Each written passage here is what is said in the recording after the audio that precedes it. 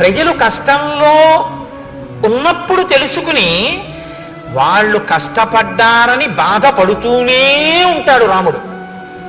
ప్రజల్ని సుఖపెట్టడంలో తండ్రిలా సుఖపెడతాడు. ఏమిటి మాట అంటే, రాముడు పరిపాలన చెయ్యడం అంటే ఎలా ఉంటుందంటేట, ప్రజలకు ఒక కష్టం వచ్చింది అనుకోండి, ఆ కష్టం తీరిపోయిన తర్వాత రాముడు మాత్రం, ప్రజలు ఆ కష్టం మర్చిపోయారు, రాముడు మర్చిపోతాడు. నేను రాజునై ఉండగా ఒకానొకప్పుడు ప్రజలంతా కష్టపడ్డారు, నేను వాళ్ళని అప్పుడు సుఖపెట్టలేకపోయానని ఇప్పటికీ తలుచుకు ఏడుస్తాట. ఇది అమ్మ లక్షణం అన్నారు.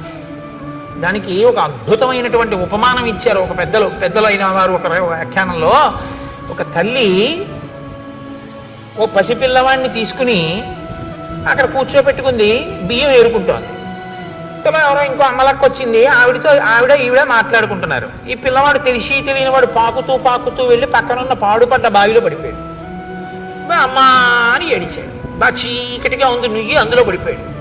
అయ్యో పిల్లాడు పడిపోయాడు అని గుండెలు బాదుకుంది ఆవిడ. బాదుకుంటే చుట్టుపక్కల వాళ్ళు వచ్చారు, నిచ్చెనేసుకున్నారు, లోపలికి దిగారు. అదృష్టవశాత్తు ఇసుక కయ్య ఉంది అక్కడ. పిల్లవాడికి ఏం అవ్వలేదు. వాడు చిరునవ్వు నవ్వుతున్నాడు. వాడిని పైకి తీసుకొచ్చారు. ఒళ్ళేం దెబ్బలు తగలలేదు, రక్ష పెట్టారు. వాడు పెరిగాడు, పెద్దవాడు అయిపోయాడు. ఆ తర్వాత 20 ఏళ్ల తర్వాత గుంటూరులో రామాయణం జరుగుతుంది.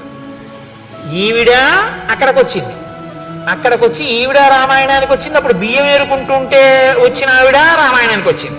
అయిపోయి ప్రసాదం దగ్గర ఇద్దరు కలుసుకున్నారు. ఈవిడ్ని తీసుకెళ్ళడానికి ఈవిడ కొడుకు కారేసుకొచ్చాడు. అమ్మ వచ్చేస్తావా, తీసుకెళ్ళిపోతానన్నాడు. ఈ రెండో ఈవిడ మీరు ఇంతకుముందు ఒంగోలులో కదా ఉండేవారు అన్నారు. అవును, మీరెవరంటే నేను ఏదో సత్యవతిని, మీరు రుక్మిణి కదా అనుకున్నారు. ఇద్దరు మాట్లాడుకున్న తర్వాత ఈ పిల్లాడు అమ్మ వచ్చేస్తావా అన్నాడు. మన ఇద్దరం మాట్లాడుకుంటుంటే నూతిలో పడిపోయిన వాడేనా వీడు అంది ఆవిడ. అంటే అవునమ్మా, అప్పుడు మా పిల్లాడు నా అదృష్టం కొద్దీ బతికాడు, కానీ బియ్యం ఏరుకుంటూ మీతో మాట్లాడుతూ ఉండిపోయాను. పిల్లాడు నా అదృష్టం కొద్దీ దక్కాడు, నిజంగా ఏమైపోనో పిల్లాడని ఆవిడ ఇప్పుడు కళ్ళు ఒత్తుకుంది.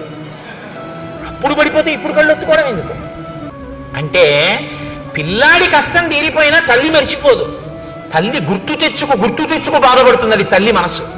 భృశం భవతి దుఃఖిత. రాముడు ఎప్పుడో ప్రజలకి కష్టం వచ్చినా తలుచుకు బాధపడతాడు, ఆ కష్టం పోయినా సరే.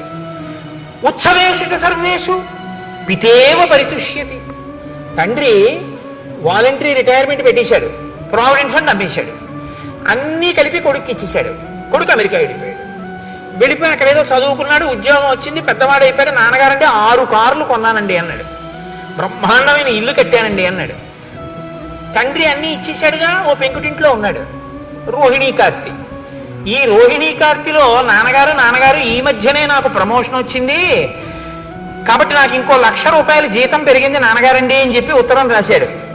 ఈ పిచ్చి అయినా టైఫాయిడ్ వస్తే, ఒరే ఒక్కసారి రారా అంటే, నాన్నగారండి ఇప్పుడే ప్రమోషన్ వచ్చింది, నేను రాకూడదు, ఒక్క 4-5 రోజులు చూసి తగ్గకపోతే ఫోన్ చేయండి అన్నాడు. వాడు ఏదో తగ్గిపోయింది, ముసలాయన ఇంటికి వచ్చేసాడు.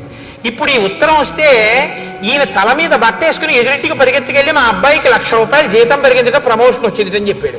ఈయన ఆ పిల్లాడికి డబ్బిచ్చి పెంకుటింట్లో ఉన్నాడు. వాడికి 1,00,000 రూపాయలు పెరిగితే ఈయనకేం వచ్చింది? ఈయనకి టైఫాయిడ్ వస్తే వాడు చూడడానికి కూడా రాలేదు. అయినా మరి ఈయనకి ఎందుకు సంతోషం అంటే, పితేవ పరితుష్యతి.